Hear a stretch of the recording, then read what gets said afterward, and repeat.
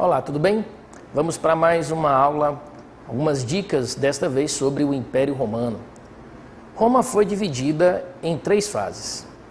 A primeira fase do Império Romano, nós temos a formação da instituição política da monarquia. Na monarquia, nós tivemos precisamente 7 reis, 4 reis romanos e 3 etruscos. Os etruscos eram povos vizinhos a Roma que, no final da monarquia, ocuparam o território e acabaram impondo a sua administração sobre os romanos. Existiam 2 classes sociais básicas neste período, que eram patrícios e plebeus. Entre a plebe existiam os clientes, que eram plebeus, que estavam vinculados a uma família patrícia e, em troca do trabalho nas terras, recebiam ou deveriam prestar favores aos patrícios. Nesta mesma ordem, nós vamos ter as mudanças que vão ser ocasionadas por conta da invasão etrusca e uma série de mudanças arquitetônicas, como, por exemplo, a construção de uma ampla rede de esgotos, também a construção do Circo Maximus. Neste período de domínio etrusco, nós tivemos uma forte expansão cultural e também um processo de desenvolvimento interno de Roma. O fim do domínio etrusco marca também o fim da monarquia, onde iniciar-se-á a nova fase do processo, que seria a proclamação ou a introdução da república pelos patrícios e pela plebe. Com relação à república, nós já vamos ter uma fase um pouco mais conturbada. Nesse período, nós vamos iniciar a expansão romana.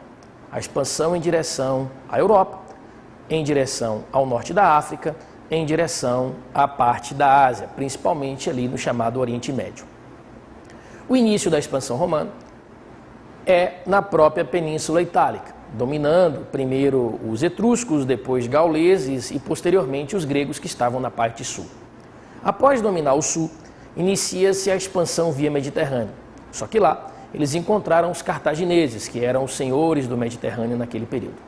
Neste segundo momento, os etruscos, que já haviam sido derrotados, passam, muitos deles, a fazer parte dos escravos de Roma.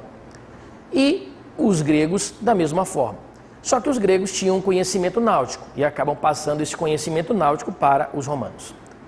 Os confrontos entre romanos e cartagineses dão origem às chamadas Guerras Púnicas.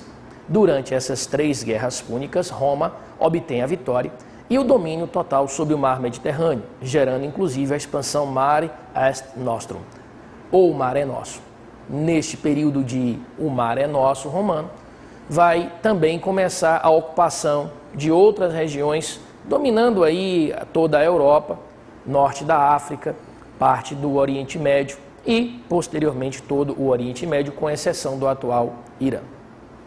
Na conjectura da República Romana, nós vamos ter um forte conflito entre patrícios e plebeus, que é o que vai nortear este período.